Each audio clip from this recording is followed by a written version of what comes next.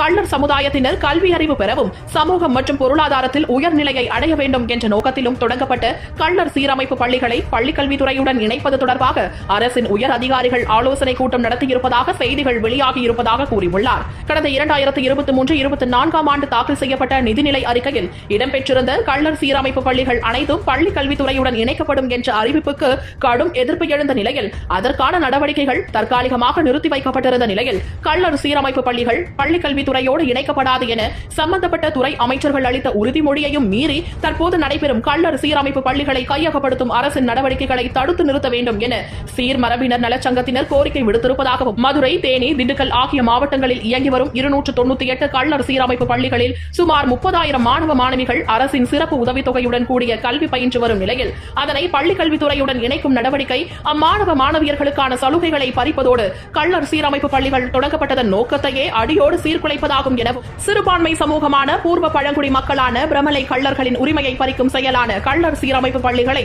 பள்ளிக் கல்வித்துறையுடன் இணைக்கும் முடிவை உடனடியாக கைவிடுவதோடு சீர்மரபினர் நலச்சங்கத்தின் கோரிக்கையின்படி பிற்படுத்தப்பட்டோர் மற்றும் மிகவும் பிற்படுத்தப்பட்டோர் துறையின் கீழாகவே கள்ளர் சீரமைப்பு பள்ளிகள் தொடர்ந்து இயங்கிட தேவையான நடவடிக்கைகளை மேற்கொள்ள வேண்டும் என தமிழக முதல்வர் திரு மு க ஸ்டாலினிடம் கழக பொதுச் செயலாளர் திரு டிடிவி தினகரன் அவர்கள் வலியுறுத்தியுள்ளார்.